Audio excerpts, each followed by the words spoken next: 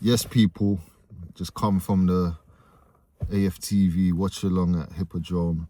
Arsenal versus Man United. Arsenal 2, Man United 3. Yeah, don't even want this camera on. But gonna run through a quick player ratings for the first 11 for Arsenal and the substitutes that come on. With my boy Ricks, you can hear him in the background. He's gonna help me out because I'm so rattled. I can't even really remember everything properly. But anyway, we go. Starting with in goal, David Raya. I'm gonna give him a 7 because personally, I don't think he did much wrong. I feel like even the Mbeumo goal, he got a couple fingers to it. Obviously, it was a bad mistake. You can't really ask for much more when your keeper's exposed like that. But the other 2 goals, unstoppable. Distribution-wise,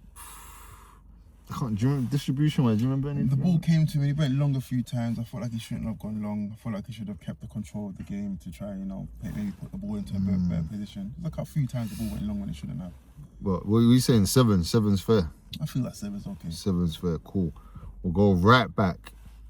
So they had Timber back at right back. I can't even be mad at this lineup because if you watch my video, this is the lineup I predicted and wanted to see. They had Timber at right back. Timber, I can't even. I'm trying my hardest to remember. Like I try not to look at the stats and things when I'm doing this play rating stuff because I just want to go off my natural emotion of what I saw and how I felt. And I don't remember that much from Timber. I don't remember like a lot of good combinations with Saka and Odegaard on that right-hand side. Timber had a poor game. I feel like Timber hasn't had I feel like his last couple of games haven't been that great. For me, yeah, man, 5. And that's the first 5 in a long time for Timber because he's usually 8s and above. Naturally, that's usually the one player you can rely on to give you an 8. Timber's a 5 for me. Yeah, totally. Timber's a 5. I think I would agree with that. He wasn't necessarily linking up well with Saka in that attack.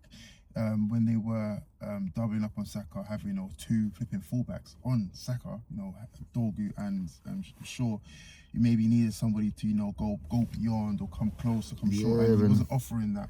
He tends to wait in the half space, and what I don't like is it's like, all right, cool, I get it, we're overloading that area, but it's like I don't like it when you're just stagnant there. Do you know what I mean? At least on the overlap, when you got Ben White, we'll get onto Ben White after. On the overlap, they're moving. But when they tend to go into the half space, it's kind of like just stagnant, waiting for the pass to do once. Because the defence in front, when you go into the half spaces, the defence in front of you can just sit and just watch you. Yeah. Whereas if you're going beyond, I have to follow you. I have to think, I have to do something, right? Okay. Well, anyway, Timber's a 5. Saliba. I'm going to let you rate this one. What are you giving Saliba? Saliba, poor game for him, man. I'll give him a 4. Hey. I think 4. Jesus. How is he going forward? I feel like in the first half, for that first 30 minutes when we was kind of dominant, I feel like he put his foot on the ball a bit. He was in that space we're talking about where Timber should have been occupying. Couldn't put the ball across the box. Some of because I do remember a chance when I looked at you and I said, what is a polar bear doing in Texas, bruv? Because you just wanted someone that has a bit more technical quality. Was it, there was a ball that went beyond then and he was meant to kind of square it, innit? But he's cut it back. And that's how we just knew that, who's over there? That's not Saka. But yeah, so Saliba, it's a 4, and I'm sure that's the first 4 in. I'm sure this is probably the first channel to ever give Saliba a 4 and Timber a 5. This is crazy, fam. It can't get any worse than this. Anyway, Gabriel. Do you know what? I'll give Gabriel again. I don't think Gabriel was that bad. I'll give Gabriel a 6. For me, 7 is you have to have done like something good. I can't remember like many great moments from Gabriel, but I don't remember him, like, he was out of the back line. I feel like there were nerves. And I feel like that side of the back line was probably the least nervy.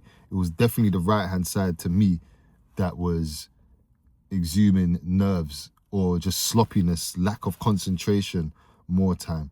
So Gabriel, I give a 6. I give Hincapié a 6. I think Hincapié was actually all right, fam.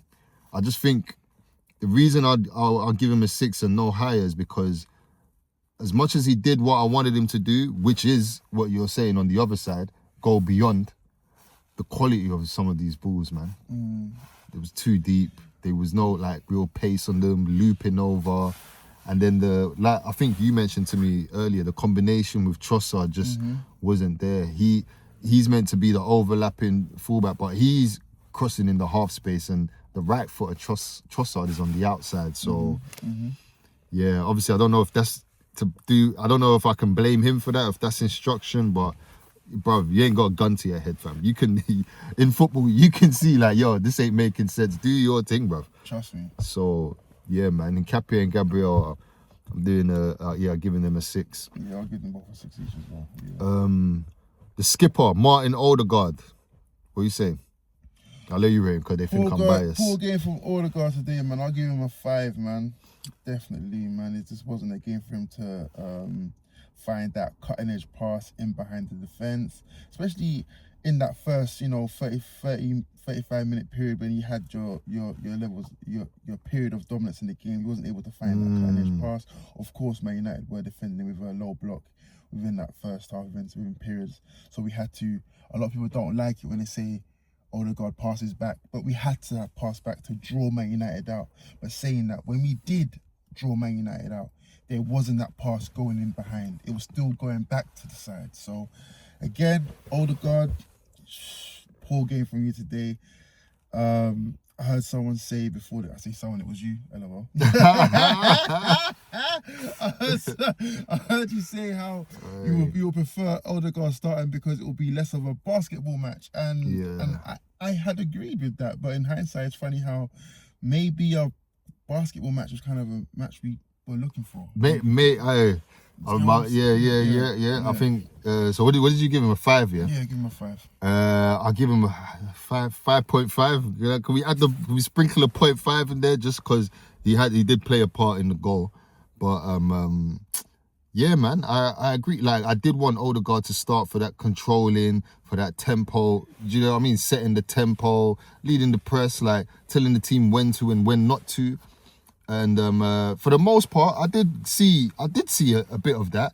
I saw him, like you said, going backwards to go forward, shifting the ball around, like moving Man United all around. But then when we did finally break through, there was little to no penetration. And when you are dominant, that's when you want Odegaard to, like, do you get what I mean? Like, did he have a shot? I can't even remember. No, he didn't. It was a. There was one little play where. Obviously the goal, cool, but other than that, there wasn't much going on from Odegaard. No. Yeah, man. That was a disappointing showing from the captain, and with hindsight, I think now I'm starting to think, brother, would Odegaard have been better coming on rather than starting? Because coming on when it was a basketball match, that's when we needed a little bit more control. We needed someone, and I think that's why even when he did make the subs, he still brought on Marino for that control, because he brought on Gyökeres, so Marino wasn't brought on to be the striker. But anyway, yeah, man, 5 or 5.5 for Odegaard. Zubamendi, I can't lie, I'm gonna give him the same, man. If Odegaard's getting a 5.5, you're saying a 4. He had he did one or two, a couple nice passes going forward, and like, but yeah, man, for the most part, man, I just can't get that mistake out of my head. And it's not just a mistake for the first goal, it's the second goal. What I think I was saying it to you, bro. His foot was like, I don't know what he was like. Come on, man, just get to the ball.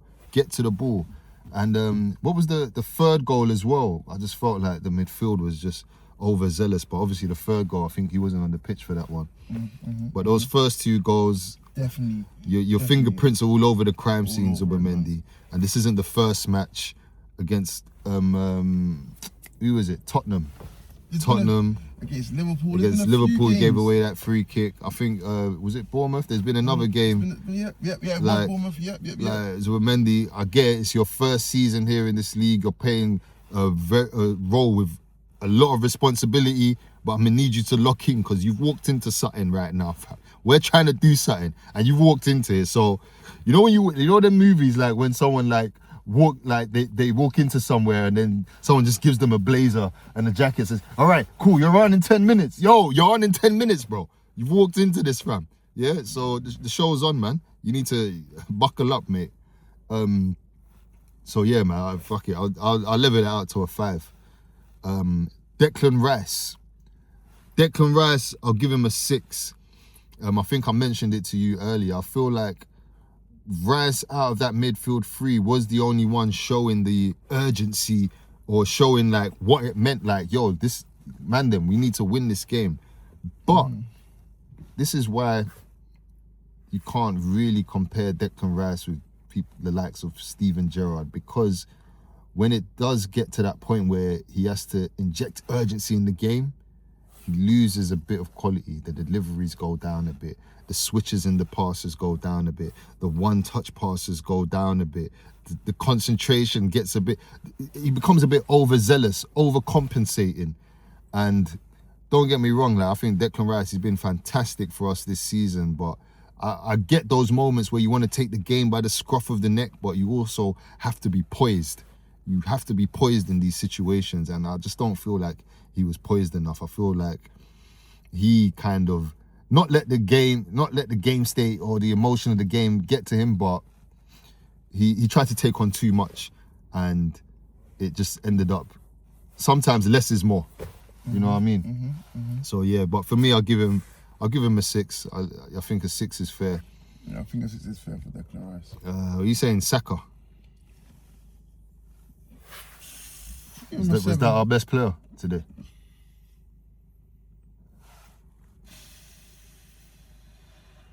So Probably, give yeah, him his shirt number. Give him his shirt number. He probably was our best player today. You say he was our best player, but it's not saying a lot. But it's not saying a lot. It's not saying a lot. He was the tallest dwarf. Yeah. The tallest dwarf, man. Saka, listen, man. I feel like I don't want to say Saka needs help because these players are here now, fam. There's enough players, but yeah, Saka, he's gonna need to lock in himself, man, because as much as he's impacting these games, he's still trying hard. Like, there comes a point where, like, we need the quality. We don't need just trying hard. Trying hard is for like it's the for other school team. kids. It's for school yeah, kids. but bro, this is like. At some point, I heard. Sorry to cut you, bro. But I heard someone say it today, and I said, "Yeah, you spoke very well on that." At some point, I'm gonna need you to cut in and put it in the top corner. At some point, I'm gonna need you to do that. Like, it's been a few games since you've scored now. Okay, cool. Yes, you're probing. Yes, your attacking play hasn't fell off that much. You're still giving us an outlet on that right hand side. But at some point, we're just gonna need you to produce now. It's been a minute since you've done that, and we look at you as our star boy, as our franchise project. This is like, we look at him as he embodies Arsenal. He's the cornerstone of the whole process. Of the whole process, exactly. Someone said how we look to him as our Yamal, our Salah, and 100% we do. And if we look to Saka for all these things, at some point we're gonna have to call him out or want more from him when he's not producing to these levels. If Saka is world class to us, then he's gonna have to show it to the other fan bases. 100%. Like, we can't rate him like that, and then when he doesn't perform well, we don't hold him. We don't hold him to the same standard. Do you get what I mean? Because when he's performing well, we want people to tell us he's world class. So, like, I understand players can have bad seasons and whatnot, but this ain't the season. This ain't the season to have a bad season. Nah, bro. Last season, all the injuries, all of that, yeah, cool, you might go away with it. That was last season. This is the season, all eyes are on you, man. So, yeah, man, Saka, I'm giving you a 7, but broski, yeah, man, it's not a 7 to be proud of. I can't lie, fam. What are we saying? Trossard. Trossard didn't have a good game, but also didn't have help on that left-hand side. Yeah, it was kind of isolated. His fullback was inverted inside him. It was. He wasn't able to play his game, cut inside and get his shots off. No shots from Trossard today. Surprising, you know what I'm saying? So. And who was on that side for Man United? Dalot. Diego Dalot, yeah. And he put up a decent fight. What did I tell you before the game, He mate? put up a decent fight. I told you, I said every now and again, Dalot. I wouldn't call it a worldie. It wasn't a worldie, but it was enough to silence our best attacking player this season. That's my hand. That's my hands up. Okay. I can't put my other hand up because I'm holding the camera. It wasn't a worldie, but that's it was my hand up. Okay.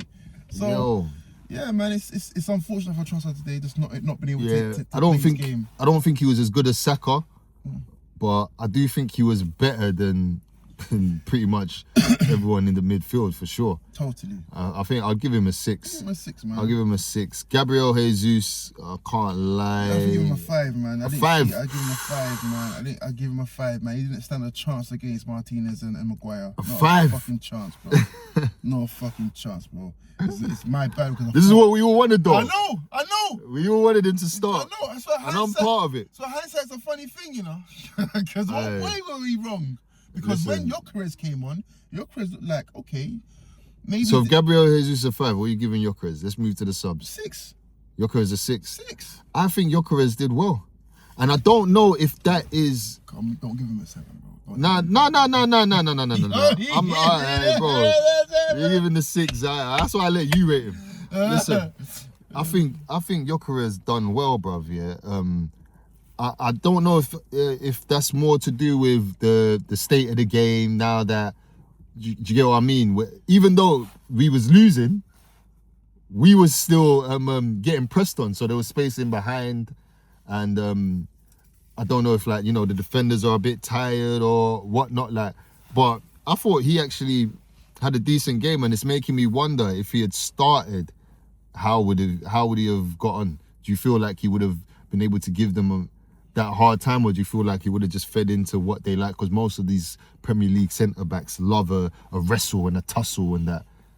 Yeah, I felt like it would have been harder for them. Harder for Martinez. Oh, harder, yeah? I feel like it would have been harder for Martinez and Maguire if Gyökeres had started, because it would have given them that tussle, that little bit of a fight.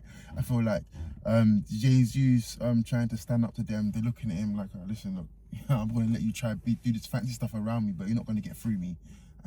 There's no way you're going to put your body on me and get through me. You're not going to put your body on me and shield the ball so I can't get to you. Yeah. There's no way you can do it. And it looks like when Gyökeres came on, I think even the commentator said it.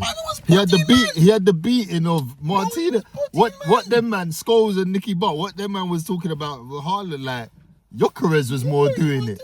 So that's making me think, yo, did we miss something here? Like, was he confident from that Inter Milan game that he, or I don't know who I said it to, but I was saying that he's played these man already. He's played Man United already, and it wasn't his greatest showing. Does he have a bit of fire in his belly to because he's got to play all these teams again now. Do you know what I mean? Gyökeres has to play all these teams we custom against. He's got to play them again. So is he going to have that fire in his belly? Like, yeah, cool, I know how my man moves, or I know what this guy thinks I'm going to... Do you get what I mean? So, anyway, flipping hell, that Gyökeres Jesus, that's a conversation for another day. Havertz not on the bench. Just don't know what's going on with that setback. What's going on there, man? Who else came on? Madueke. Mm-hmm. For me, Madueke, yeah, man. I'm not impressed with Madueke. That 5, yeah, man, it's more than fair. My issue with Madueke is just like, whenever he gets the ball, I just know it's a corner or throw-in. Nothing is coming from this. It's a corner or throw-in.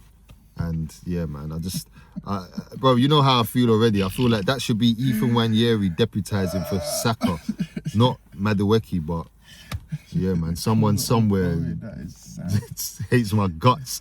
Hey, who else? Come on, Eze, I can't lie, man.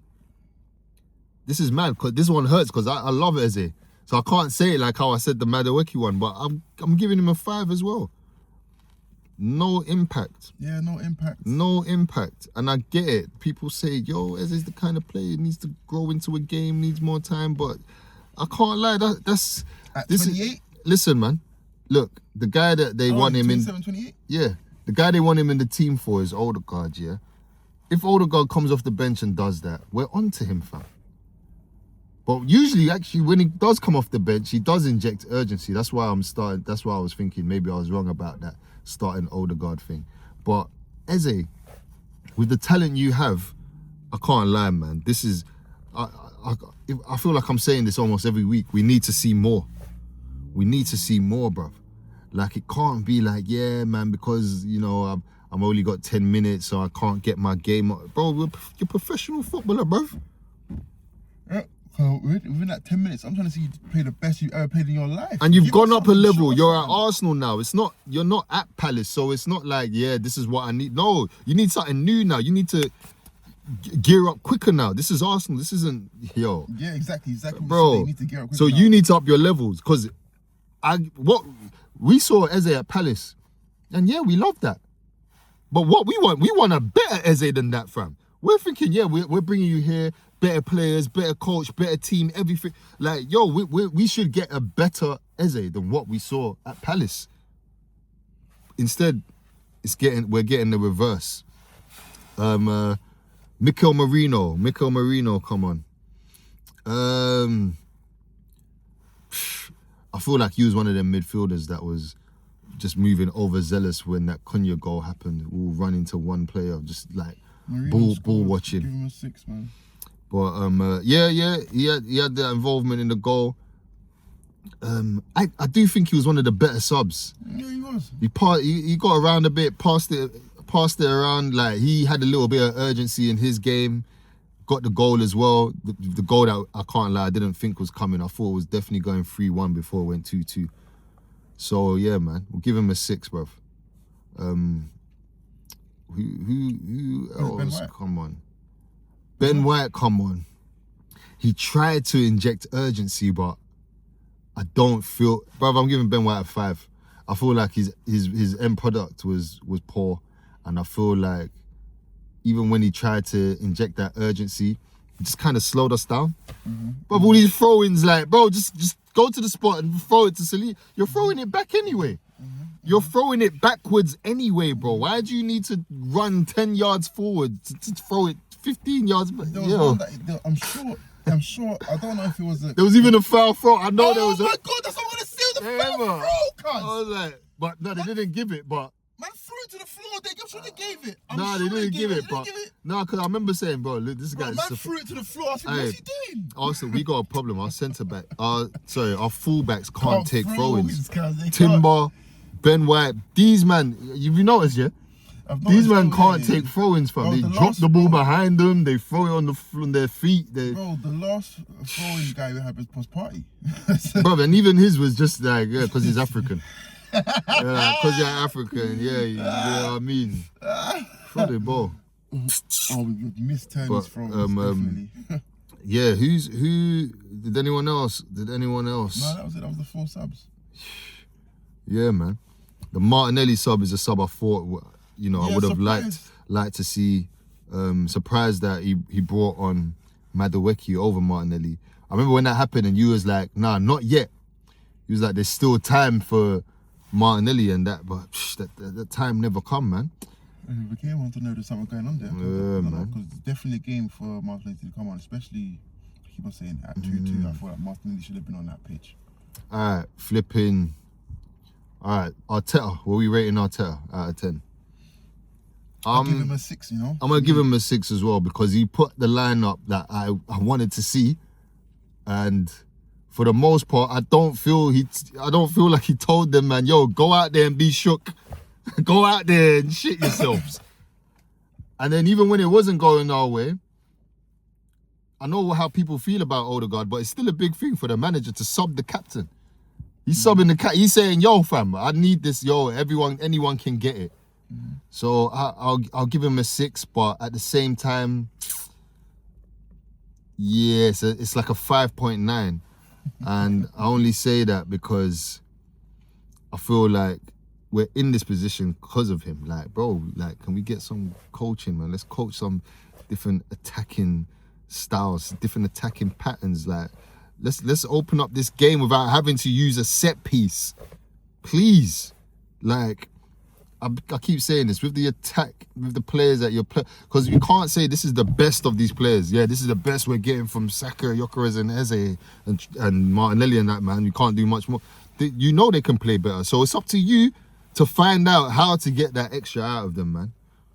But anyway, Princeton Talks. I'm here with my guy Ricks. Yep. We're gonna break this down further on a cannon on the calf. And yeah, people, that's our player ratings. Like, comment, subscribe. I'm out, man.